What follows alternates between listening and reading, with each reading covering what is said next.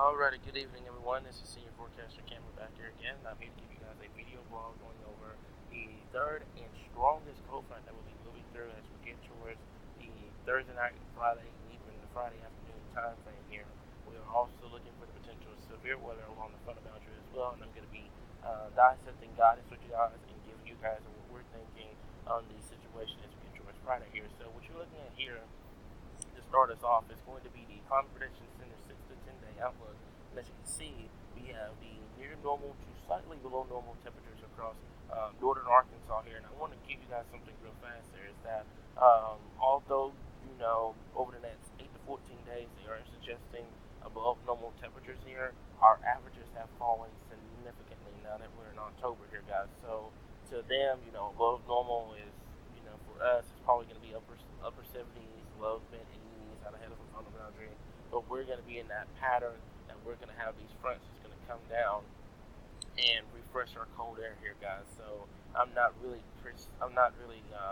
suggesting that we will have excessive heat. I don't think it's going to be anywhere near the low to mid 90s like we saw back in September. I'm thinking more of low to mid 80s or when it goes in the 60s. Out ahead of the sun boundary, and then we go back down. So it's going to be kind of like a roller coaster over the next 6 to 14 days here, guys. So as before, I'm going to be going over guidance here, guys. But before we get into that, I'm going to go ahead and show you guys the storm prediction centers day 4, day 8 outlook here. And for day 4, they do have now a 15% risk area out for northern Texas, eastern Oklahoma, southeastern Kansas, southwestern Missouri, and far western Arkansas here, guys. And I foresee possibly a marginal risk being issued with day 3 outlook tonight for western Arkansas here. This is mainly going to be for the potential damaging winds, large hail, and also the potential for tornadoes here for Friday. That is going to be a big question mark here, guys. So remember for just a second here, I did not mean to do that. Um, and this is the reason why I'm kind of concerned about Friday here. So that's what I'm going to do. I'm going to go to day 5. Sorry about that. Here we go for day 5. What you're going to have is you're going to have a low pressure here that's going to produce a possibly a winter storm for a period of northern plains here. But you're also going to have a trailing cold front, a warm front, and you're also going to have a very powerful 90 to 100 knot 500 millibar jet, which I'm going to show you guys in just a second with guidance. That's going to be moving through here, and I'm foreseeing possibly a risk area here in Arkansas here, because your greatest dynamics is going to be to the north, your greatest moisture is going to be to the south, and where they overlap is going to be your potential of seeing severe weather here. Your main hazard that I'm really concerned about is going to be for the potential of damaging winds and hail. The tornado threat, given the frontal boundary itself, looks to be isolated in nature. You could see an isolated tornado or two along the line of thunderstorms that's going to be moving through, and any thunderstorms that develop out ahead of the line does have the potential of producing an isolated tornado or two. But as said before, that will all depend on return flow. That all depends on timing, because timing has a lot to do with it here, guys. I'm going to tell you, if this thing comes in late Thursday night, early Friday morning, your severe weather risk is going to be very, very low, given that you will not have any daytime and you won't have any instability really flowing in. So if it comes in first thing Friday morning, your main threat is going to be gusty winds along that line of thunderstorms here.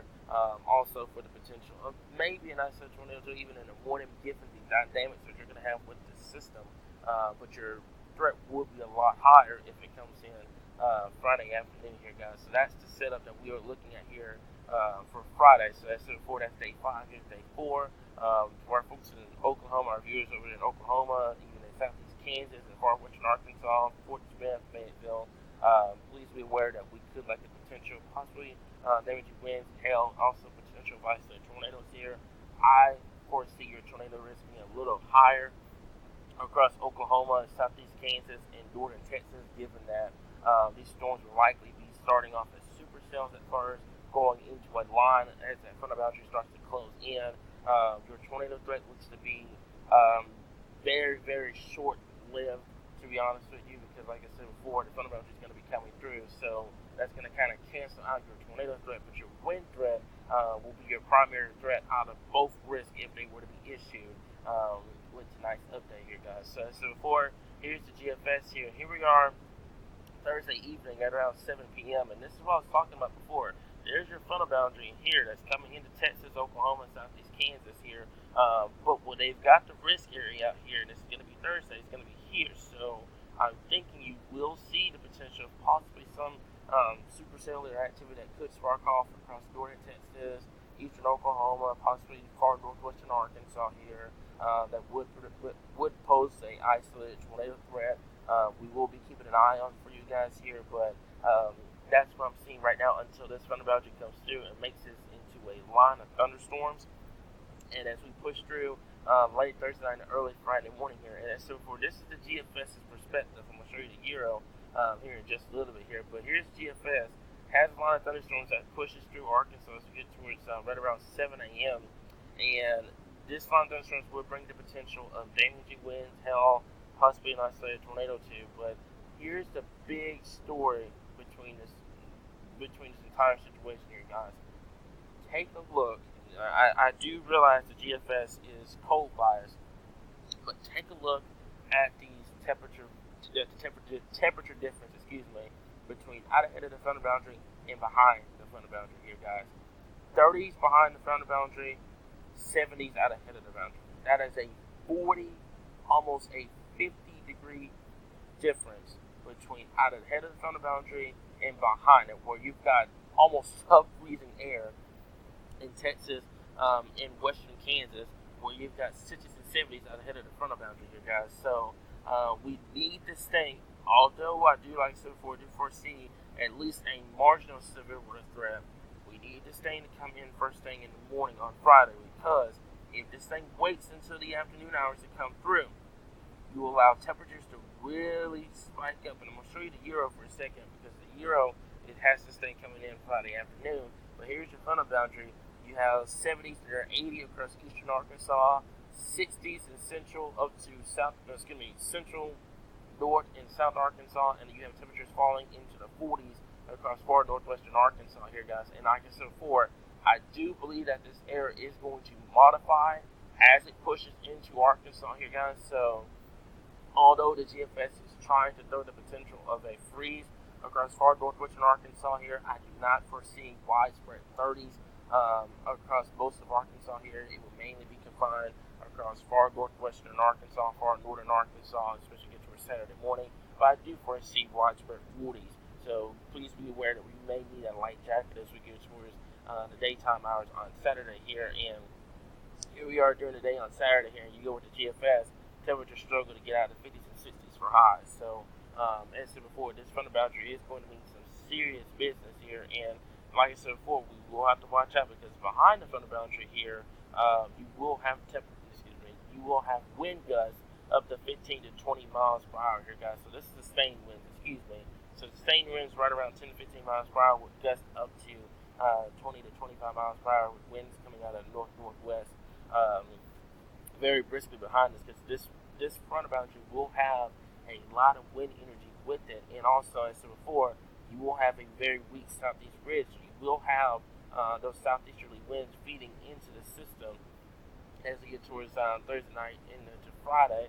And this is why I'm concerned about the potential of an isolated tornado threat here, because with that frontal boundary kind of lagging a little bit, you open the opportunity for the potential of possibly some isolated supercells across eastern Oklahoma, far western Arkansas, southeastern Kansas, and northern Texas, extending into Arkansas as we get towards Friday. Now, here's the European model here, guys. And as I talked about before, the Euro is a little slower with the frontal boundary. This is the reason why we don't have a day 5 severe weather risk out right now, is because there's significant time differences between the GFS, the Euro, and also the other model guidance here, guys. So here we are right around 102 hours out. This is the European model here. So there's your frontal boundary here. Alright, so there's your frontal boundary coming into northwestern Arkansas here. This is Friday afternoon. I'm going to stress this to you. This is Friday afternoon. Temperatures are well into the 80s, then 90 degrees in some cases, and you've got temperatures in the 40s and 50s behind it. So a 40-degree difference between out ahead of the frontal boundary and behind the frontal boundary here, guys. And you had those southeasterly winds. I'm going to show you real fast here. So you have those southeasterly winds, literally the southeasterly winds flowing into Arkansas as you get towards Friday, and there's your front that's coming in. So we will have to watch out for the potential of severe weather, especially across central, southern Arkansas, and eastern Arkansas here. Your frontal boundary pushes into the state as we get towards Friday night. So there's your precipitation here, like I said before. It swings that line of thunderstorms in Friday night and into your early part of your Saturday morning here. And temperatures, there's a significant difference. There's a Euro upper 30s across northern Arkansas, 40s and 50s, where the GFS, there's GFS. GFS was suggesting 30s and 40s. So air mass behind this, yes, will be cool. But I'm just not thinking it's going to be significantly cool like the GFS is trying to throw out. But in any situation, even the European model is saying that temperatures will struggle to get out of 50s and 60s for highs on Saturday, you guys. So as I said before, we will be here to keep you guys ahead of the storm, especially on Friday. We are watching for the potential of damaging winds, isolated tornadoes, and the potential of hail. Not foreseeing a flash flooding threat out of this at all, given the fast motion of this front. On Thursday evening, for our folks over there in eastern Oklahoma and western Arkansas, please be aware that you do have a slight risk out, day 4 slight risk out for that area here. We are watching for the potential of isolated tornadoes, damaging winds, and hail. So I do appreciate each and every one of you guys for tuning into this video blog here tonight. And like I said before, I will have a video blog out here. Today is Monday, so I will have a video blog out tomorrow evening going over any updates regarding the frontal boundary here, guys. So thank you for tuning into this video, and y'all have a great rest of your Monday evening.